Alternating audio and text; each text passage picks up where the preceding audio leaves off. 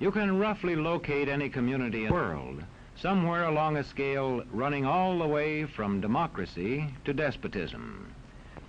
One to the democracy end, another somewhere in the middle, and a third. Let's find out about despotism.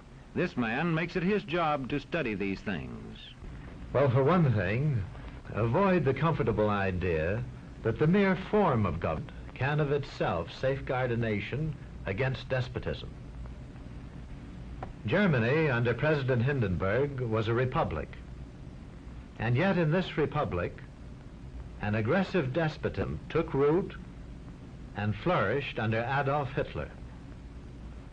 When a competent observer looks for signs of despotism in a community, he looks beyond fine words and noble phrases. For which it stands, one nation, indivisible, with liberty and justice for all. Many observers have found that two workable yardsticks help in discovering how near a community is to despotism: the respect scale and the power scale. A careful observer can use a respect scale to find how many citizens get an even break. As a community moves towards despotism, respect is restricted to fewer people. A community is low on a respect scale if common courtesy is withheld from large groups of people on account of their political attitudes. If people are rude to others because they think their wealth and position gives them that right, or because they don't like a man's race or his religion.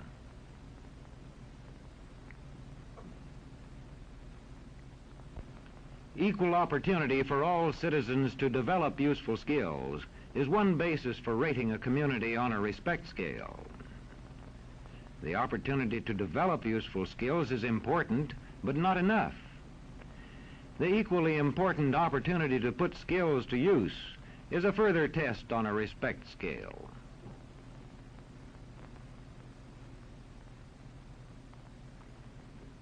A power scale is another important yardstick of despotism. It gauges the citizens' share in making the community's decisions.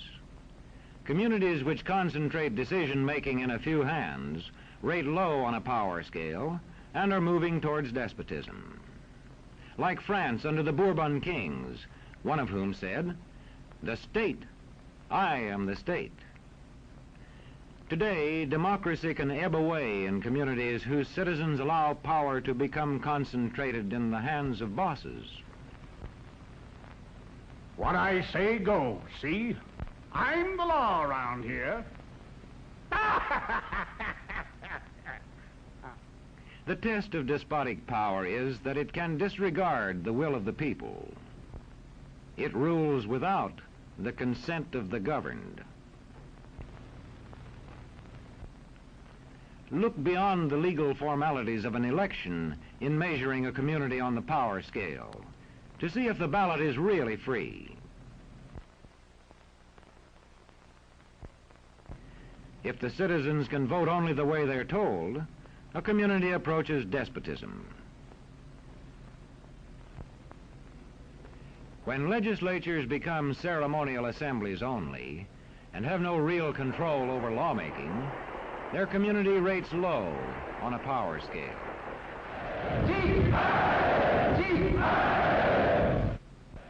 In a downright despotism, opposition is dangerous, whether the despotism is official or whether it is unofficial.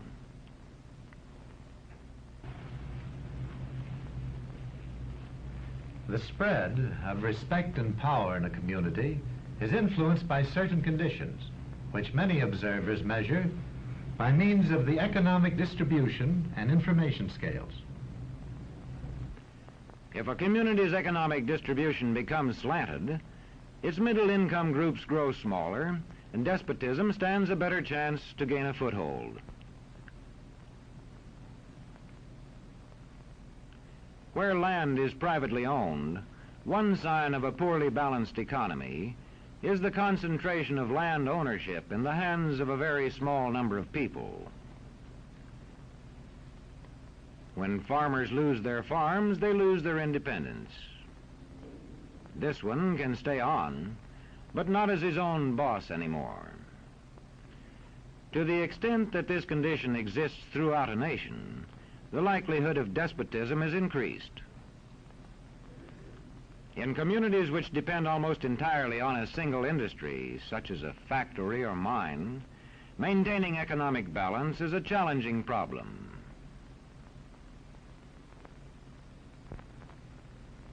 If this condition exists over the nation as a whole, so that the control of jobs and business opportunities is in a few hands, despotism stands a good chance.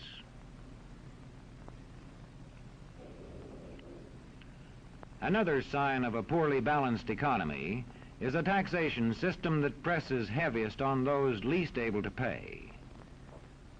A larger part of a small income is spent on necessities such as food.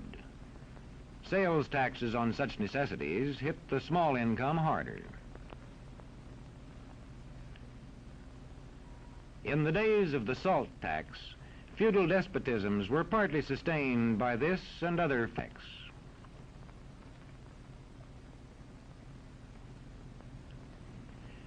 A community rates low on an information scale when the press, radio, and other channels of communication are controlled by only a few people, and when citizens have to accept what they are told.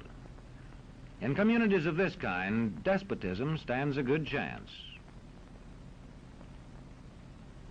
See how a community trains its teachers. Bear this in mind.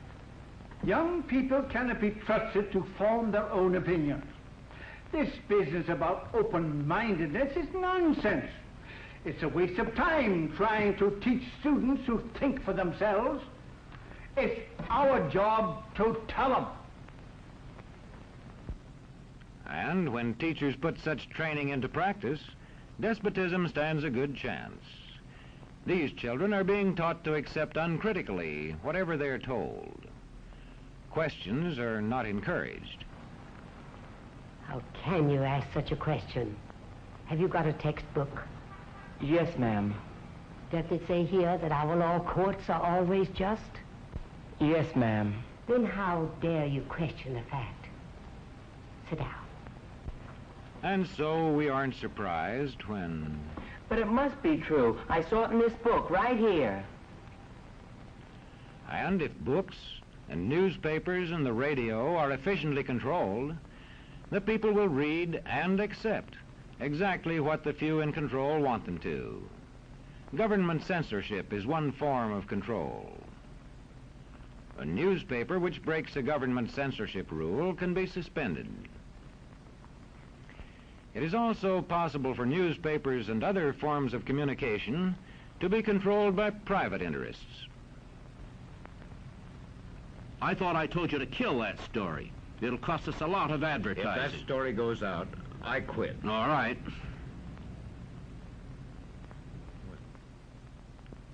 What sort of community do you live in? Where would you place it on a democracy-despotism scale? To find out, you can rate it on a respect scale and a power scale. And to find out what way it is likely to go in the future, you can rate it on economic distribution and information scales. The lower your community rates on economic distribution and information scales, the lower it is likely to rate on respect and power scales, and thus to approach despotism.